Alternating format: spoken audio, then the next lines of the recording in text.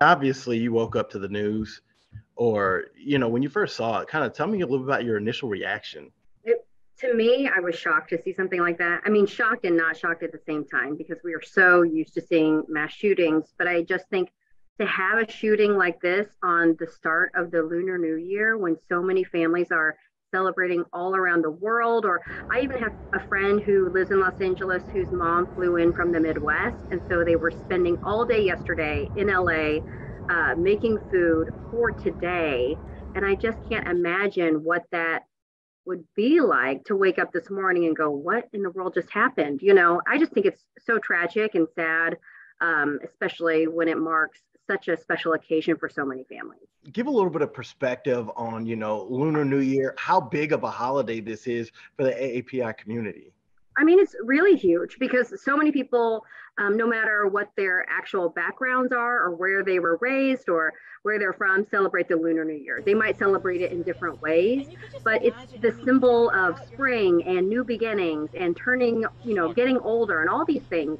And so it's a huge thing. In fact, one of my friends went to the store actually on the West Coast too and posted a little story about it on Instagram. They had to wait 45 minutes in line in the checkout after their shopping. It is such a big event for people and it symbolizes so much. And that's for many people under the Asian diaspora. So it's a really big holiday.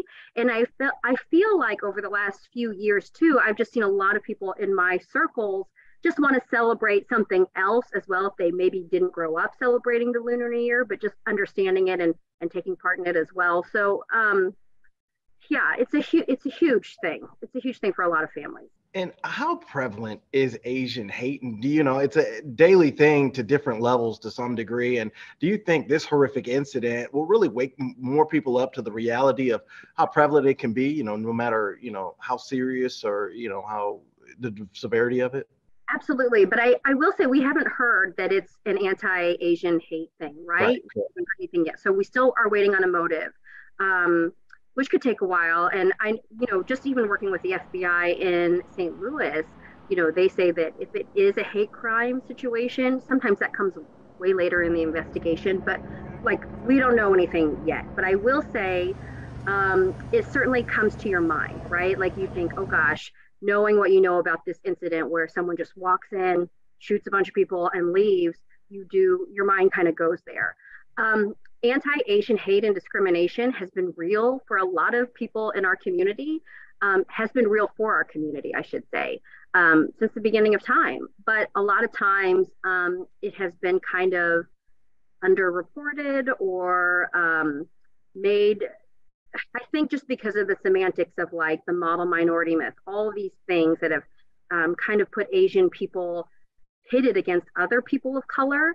Not that Asian people are doing that, other people are doing that, right? But that there hasn't been a lot of discussion about anti-Asian hate and discrimination. It really flipped for a lot of people who weren't aware during the pandemic when people started using anti-Asian language and behaviors because of COVID-19. But anyone who's Asian knows that they've been discriminated against or experienced racism since they were very little. I think that the rise in anti-Asian hate the rise in anti-Asian hate attacks has definitely been reported, and more people are willing to report, and they know how to report. So that's huge. I mean, the percentages are out of this world. I mean, it's like a 300% increase on anti-Asian hate. So yes, I think a lot of people worry about anti-Asian hate on a consistent basis. People live it every day and live it in different forms. But this has been a conversation for the Asian American communities since the beginning of time. And I know we're waiting on more information from the LA area about the specifics of this attack, but especially us being in media, how do you think the way it's covered, especially given some of the past incidents, how do you think the way it's covered is important for really painting a reality of what the entire situation is? There's so many different things that you could look at, right? And so I'm hoping that when the coverage continues, hours over days, over weeks, or whatever, that newsrooms are reporting on it with empathy and with accuracy. So a lot of times, like when we look back at Atlanta and the Atlanta spa shootings and how um, slanted and kind of disrespectful some of that reporting was, simply because they didn't have representation in the newsrooms, or they were using, they couldn't get into some of the communities because of cultural barriers, or language barriers. I don't really know if that's going to be an issue in Los Angeles per se, but I know that Monterey Park is not necessarily Los Angeles, right? So I was watching some of the coverage and saying how that department is a smaller department, but they're getting obviously help from outside agencies. So I just hope that newsrooms like look at guidance from the Asian American Journalists Association to know how to cover communities. And I feel like that's a good start. But really, I just think leading with empathy and fairness is really important, and just taking into consideration the extra step of being respectful of cultures.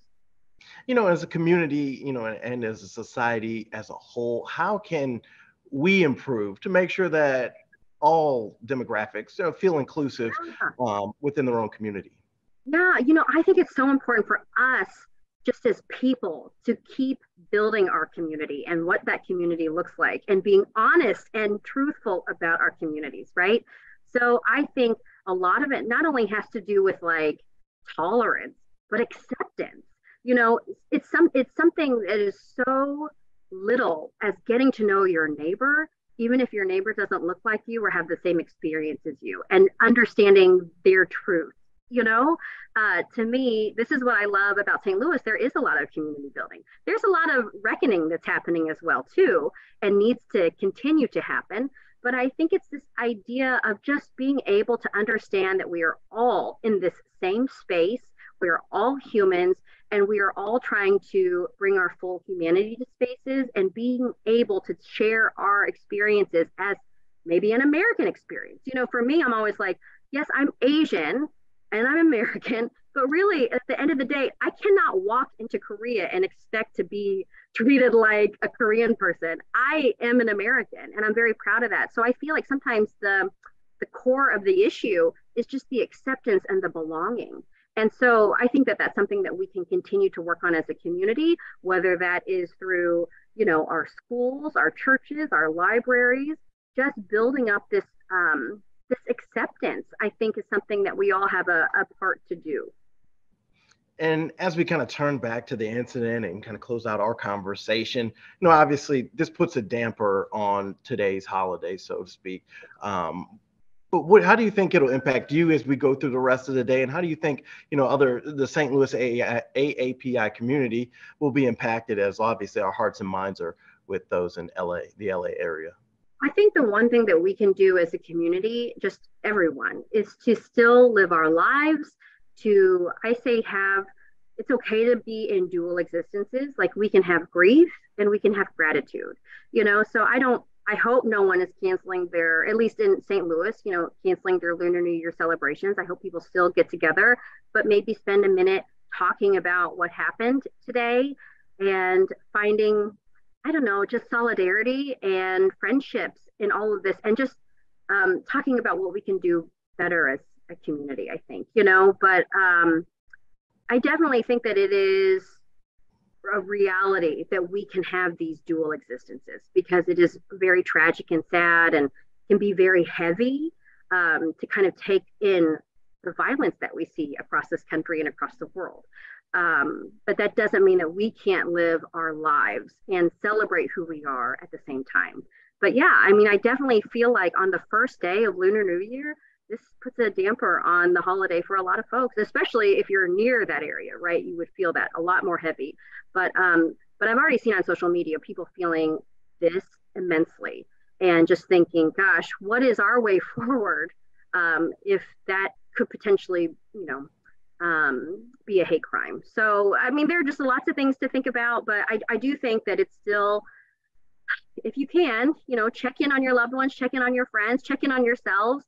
And if you can, find a way to celebrate, then there's still lots to celebrate in our lives.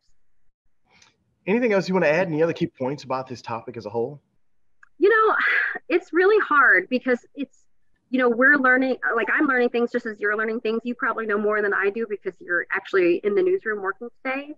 It is really tragic that we still are dealing with these crimes, mass shootings, not saying even a hate crime at this point. I mean, it is really sad to see so much violence. It is sad that we still can live in fear just for like looking what we look like. And that goes even without this incident today in California. I mean, we just can walk out into the world and maybe be targets of something, because of what we look like and people not knowing anything about our lives, right? But I think we've come so far. We just still have a long way to go too. Perfect. Well, thank you so much, Michelle. I appreciate you waking up a little bit earlier and sharing your thoughts on this. Of course. Thanks for having me.